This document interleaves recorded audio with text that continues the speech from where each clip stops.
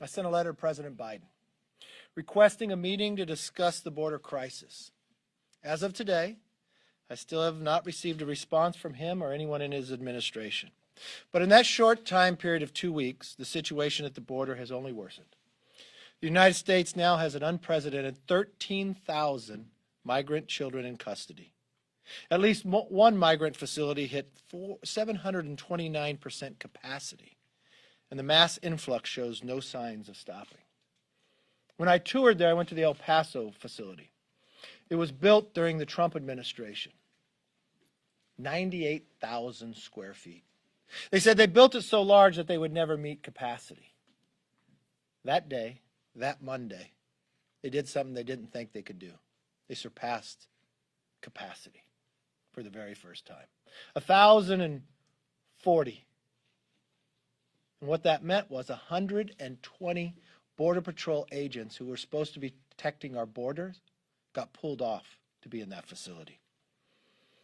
Earlier this week, when I led a trip to the border with 12 of my Republican colleagues, what we witnessed confirmed that situation is even worse than we anticipated. Now, this photo was taken 4 days ago on private land at the border. This is what a crisis looks like. This is what the president will not go see. This is what President Biden will not acknowledge. The migrant facilities are exceeding capacity and require additional manpower. The overflow is taking border security agents off the patrols and creating more security vulnerability for our country. 10% of the migrants in the facilities we toured are testing positive for COVID. And those are just those that are tested. They do not test them when they enter. While I was there, they announced they were moving 1,000 to Midland, Texas, 3,000 to the convention center in Dallas. More coming probably to your cities as well. Not only does this create a health risk for the agents, but has also sacrificed the efforts of our communities have made to stop the spread of this virus. Even more alarming, during our briefing, we're informed that the Border Patrol agents have caught suspected terrorists trying to enter our country. I thought that would make all members of Congress think we'd have to work on this subject. Instead, I've known several Democrats were quick to accuse me of lying on Twitter. One even serves on Intel. Turns out they should have taken that time to find out the true facts. 2 days ago, Axios confirmed that it's just in the past 5 months, Border Patrol agents have arrested at least 4 individuals who match the names on the FBI terrorist screening list. Even the president's own Homeland Security Secretary confirmed yesterday that the terrorists indeed have been trying to illegally cross the border. When I sat at Monument 3 discussing with the Border Patrol agents, I asked them, for which countries have you found people coming across? Yes, Mexico and Central America. But they talked of Turkey, Iran, China, Sri Lanka, and others. This should frighten every American family. Even one suspected terrorist who gets into our country is too great a risk for our country and our nation's security. We must do more to stop this historic flow of migrants trying to illegally enter our country. It begins by sending a very clear message, united message to the citizens of Mexico, Central America: do not make the dangerous journey to the United States to cross the border illegally. There are legal avenues to enter our country. Doing otherwise is a violation of our laws. Unfortunately, House Democrats are not interested in making any serious attempt to address this crisis. Today they are voting on 2 bills that not only do nothing to address the problem, it ignores the problem, but will actually worsen the situation. During her press conference this morning, the Speaker, Pelosi, had a sign up that said, "Home is here." This is the wrong message at the wrong time. Homeland Security Secretary was saying, do not come, just do not come right now. But if you wonder when this all started, you could go back to the presidential debate, the very first presidential debate. What did Joe Biden say? He said illegal immigrants should immediately surge to the border. What did he think would happen when he said that? When I entered the facility, there were some families there. There was one from Honduras. Carlos Jimenez spoke to them, asked them how long the trek was, 22 days. Just read a quote from another family from Honduras, said why they made the trek, because they heard President Biden say they were welcome. They heard President Biden in a presidential campaign debate tell them illegal immigrants should immediately surge to the border. This president denies the right to even meet about it, travel to it, or acknowledge the crisis he created. Our border agents are overwhelmed, and they deserve the help of their federal government. I'm calling on to put politics aside. Let's work together for the security of our nation. That's why I sent the letter before I went to the border. As I sat at Monument 3, you look at the wall that was built in El Paso. It was supposed to be 150 miles. They built 133 miles, 17 short. I asked them, when did they stop? Midnight, January 20th. Has it created a problem? Yes, because it left the old barrier down and easy interest for others. I asked them what they have seen recently. More fentanyl than at any given time. More cartel movement in any given time.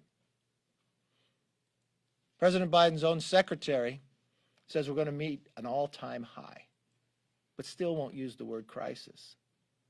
The president's going to travel the nation. He's going to tout a $1.9 trillion bill, the single largest. In that bill is health care for illegals. Another clear message to create a bigger crisis along our border. Last week, Speaker Pelosi reappointed Eric Swalwell to the Intel Committee. Based on the briefings she and I received together, Swalwell should not serve on the Intel Committee. This isn't about politics. The Intel Committee is a committee not like others. Those in the majority are only appointed by one person, the Speaker. She has all the information that I have. Even if she did not have that information, I think a basic item that all members who get appointed to the Intel Committee should have. If you cannot get a security clearance in the private sector, you should not be appointed to the Intel Committee. Eric Swalwell, based upon everything in public that you know, cannot get a security clearance in the private sector. But only in Congress would he get appointed to learn all the secrets of America. That's wrong. She's got 200 other members who could serve on that committee. And I think the only criteria that someone would have to meet from the very beginning would be, can you have a security clearance in the private sector? If you can't meet that bar, you shouldn't be able to meet a bar to serve on the Intel Committee. With that, let's open it up for questions. Yes, sir. I'm wondering, what is the status, as far as you know, of that Iowa congressional seat? I think Dr. Miller Meeks. Where does that stand? Marinette Miller Meeks, Dr. Meeks. She went with us down to the border. She was the public health officer in Iowa. She's the one who offered the amendment on the floor just this week to make sure the children are being tested for COVID. It was the Democrats who united to vote against her. There's a contested race. The Democrat wants to continue contested, even though Marinette Miller Meeks won the race, won the recount, and was certified. Interesting, the Democrats who contesting it didn't go to the court system, which was the appropriate place to go. She said, I'm taking it directly to the House because that's where she thinks she could get the outcome that she desires. Speaker Pelosi talks about it. I know as of today, their majority is not of 5, it's only of 4.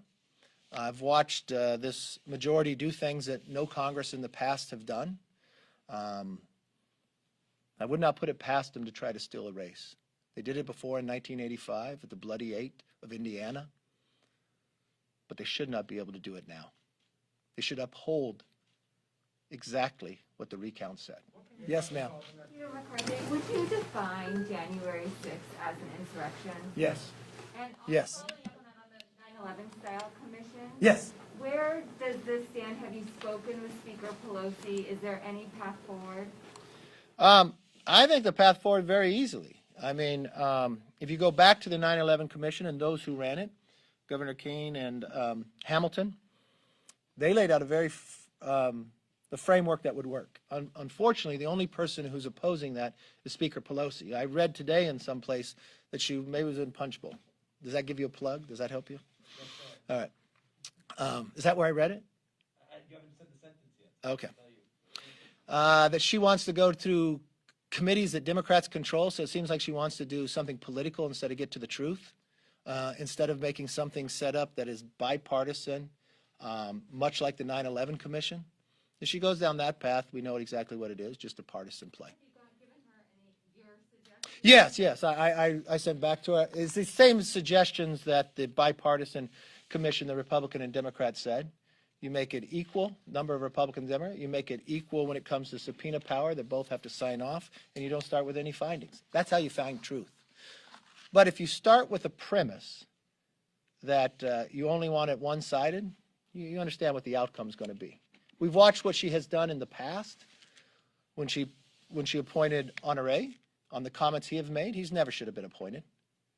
He literally stated that 30 to 40%, if I got the number right, of the Capitol Police were complacent in the January 6th. He said something to me or qualified honest about Jim Crow laws. When I asked him about those, you know what his answer to me was? When I said, "Why'd you say these?" He goes, "I didn't know I was going to get the job." He never should have been put in that position.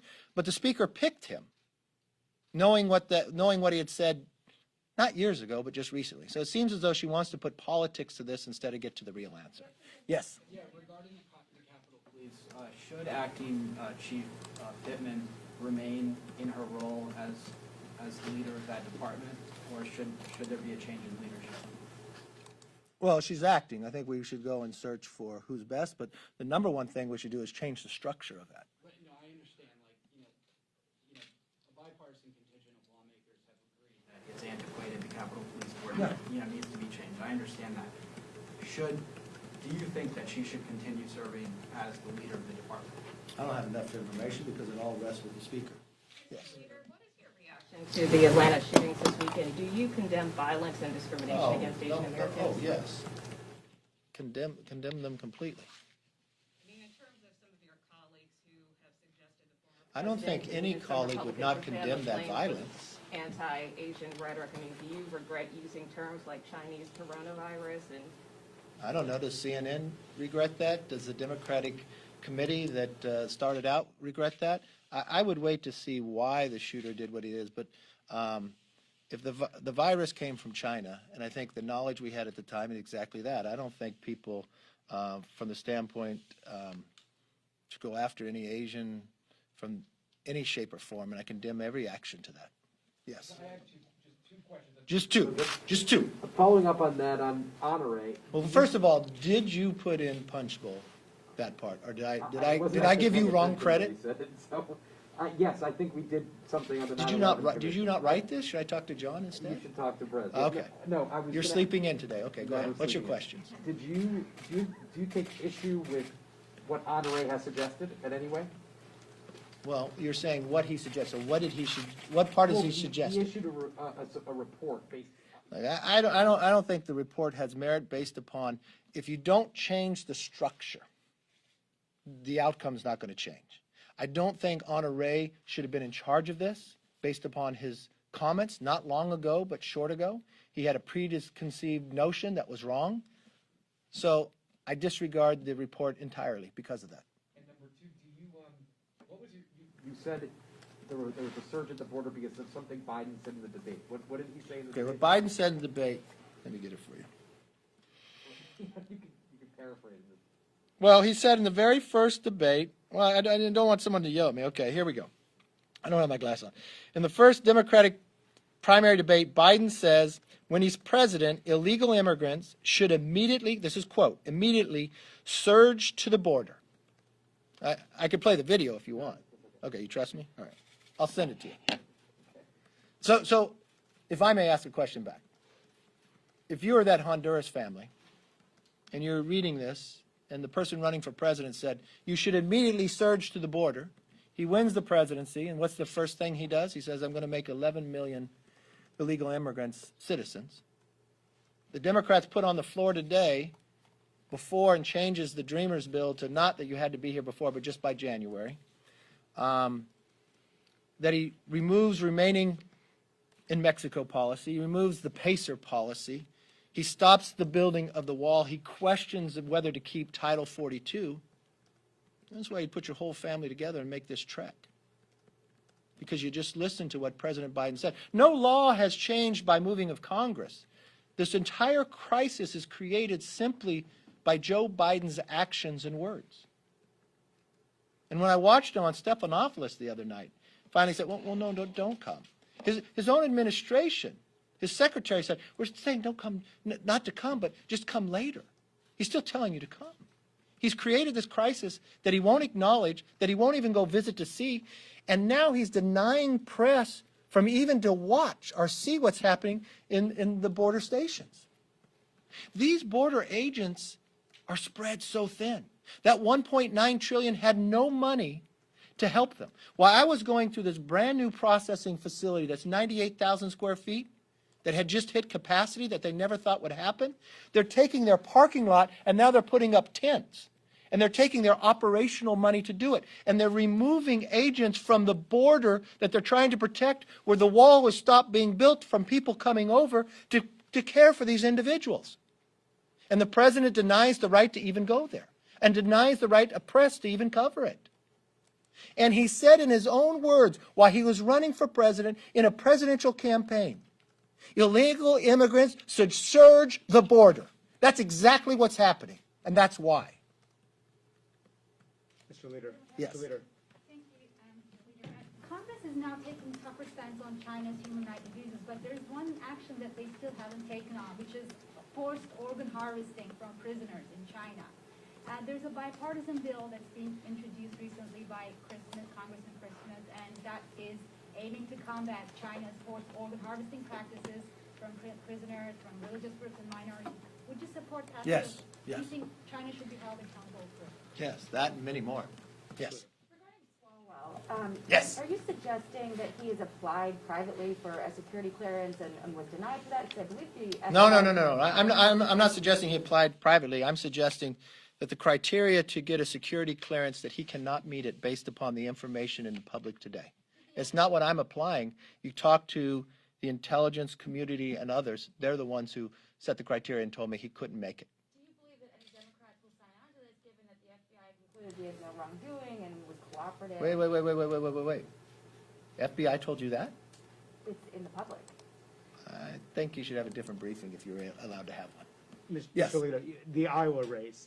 In your view, what is different between the efforts there to overturn the elections in the House versus Donald Trump's efforts to overturn the elections in Congress that you supported? Well, I disagree with the premise of your question for this reason. In the House race, and you know politics very well, you cover it every day. You know what it takes to win the presidency, electoral college. Do you know how many electoral college you have to win to become president? What is that? Okay. So if you challenged Arizona and Pennsylvania, would that have changed and lowered President Biden's numbers below 270? No, wait. I asked you, you ask me questions every week. I just asked you a question. If you removed Arizona, but you weren't removing it, you were just asking the question about it. If Arizona and Pennsylvania were removed in the Electoral College, would President Biden's number lower below 270? No, but Donald Trump. Okay, the answer is no. Wait. I'm not Donald Trump.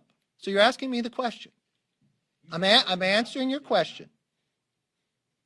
Let me answer your question since you asked me. Let me follow through. So you gave a premise that's not true. Donald Trump tried to overturn the results in Congress, and you support that. Well, now you're saying something that's not true. So let me answer your question and show you how your premise is not true. You answered two questions. It takes 270. If you remove Arizona and Pennsylvania, President Biden is still president. He's above 270. So that premise is wrong. If you go back and you look at any time forward, take the quotes of Speaker Pelosi. This is democracy. This is our chance to look at it. Look at the whip, Jim Clyburn.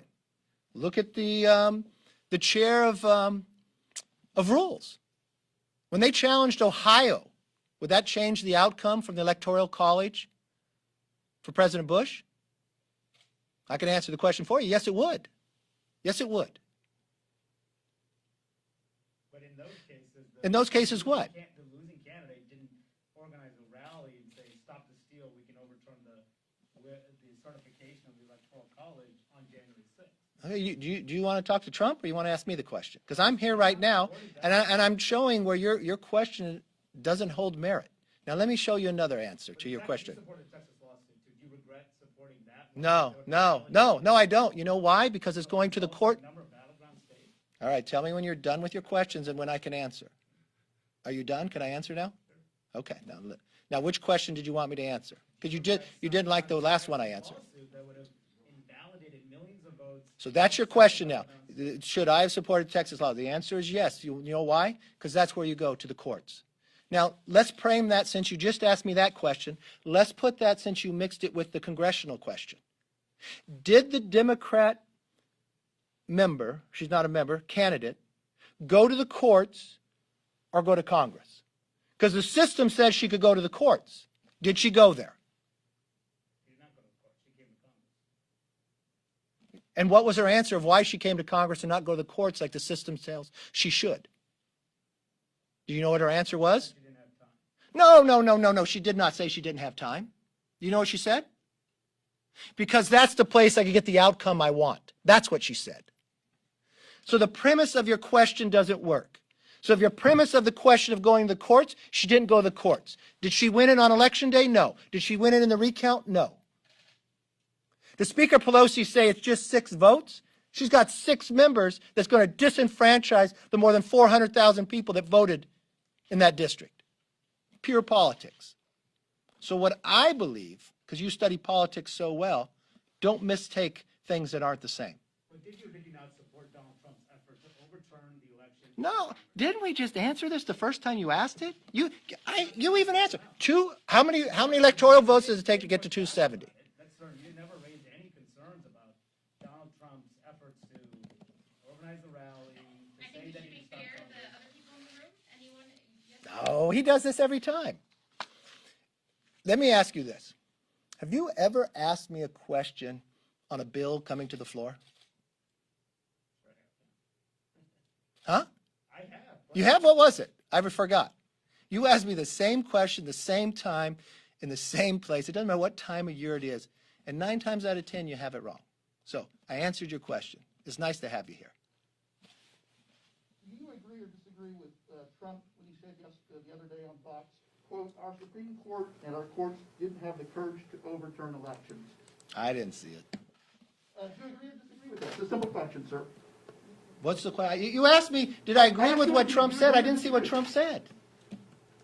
You have a statement. Do you agree or disagree with it? What's the statement? Our Supreme Court and our courts didn't have the courage to overturn elections. No, I don't agree with that. Why not? Why not? You asked me if I agree or disagree. I don't agree with what his answer was. That's Why fine. don't you agree? I answer your question. Go ahead. The White House apparently is weighing breaking up its infrastructure package into 3 parts to build bipartisan support. Do you like that idea? Could that help attract Republican support? I got to know what's in the bill. If you break a bill up, it doesn't matter if it's in 5 parts, 3 parts, or 1 part. It's what's in the bill determines whether we'll support it or not. They were talking about, breaking out some of the roads and bridges stuff, perhaps. That could... I'd have to see it first, but it mainly what's in it. I mean, are they going to try to do Green New Deal in 1, bridges in? I don't know. I don't know what they're thinking, and I don't even know if I listen to Bernie Sanders, who's the chair over in the Budget Committee in the Senate. He says he wants to do reconciliation again, which means they don't want it to be a bipartisan. I listened to President Biden say at the inaugural he wanted to find bipartisan, and I haven't seen any of that. He can't even have a meeting on a crisis of a border he created. Yes. I want to go back to what you mentioned about Swalwell. You've been pointing to what's in the public, and then when I mentioned about the FBI's conclusions being in the public, you suggested that there might be some other report that I should see. Are you saying there's something You we can't don't see know it. about? You can't see it. It's classified. I can't talk about what I learned in classified briefing. But I do know the speaker heard the same thing I heard. And do you expect any Democrats to sign on to this? I would expect the people to hold the same criteria. Unfortunately, the FBI won't give other people briefings. But what you know in the public domain right now, this individual couldn't get a security clearance for a private sector job. Why would you put him on there? And he's not voted on based upon their conference, just one person.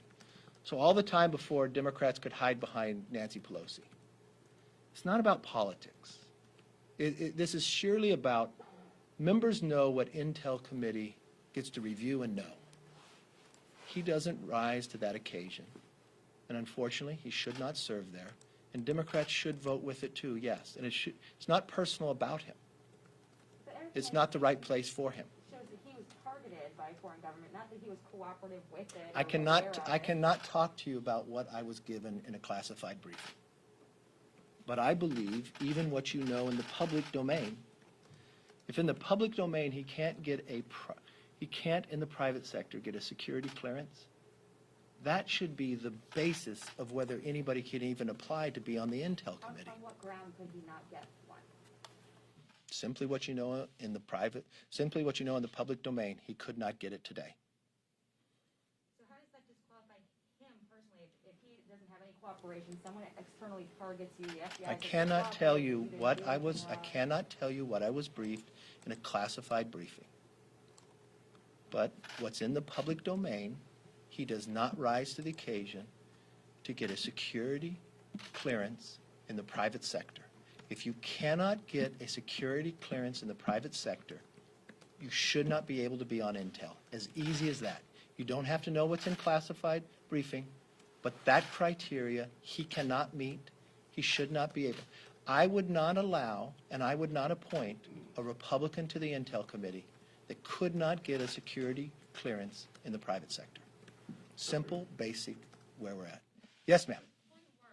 Just with respect to the vaccine, I know you have called for a regular order to be restored, yet some members still have not gotten vaccinated or don't want to, and especially now that the former president has come out saying people should get vaccinated, will you tell your members to do the same? Yeah, I've always told my members to do the same. I've spoken to the doctor. Approximately 75% of the members have been vaccinated. That's probably more than the number that shows up to vote in person. It's roughly 30 to 40 of the members who have the antibodies who got COVID. If you were a impeachment manager from the House and you went to the Senate, you didn't have to wear a mask on the floor in the Senate. The Senate, I would guess, average age is higher than the House. The speaker or the medical doctor allowed people who had COVID to actually come into the chambers on the day to vote for speaker. The speaker said that she was instituting proxy voting just because of an unlimited basis for COVID.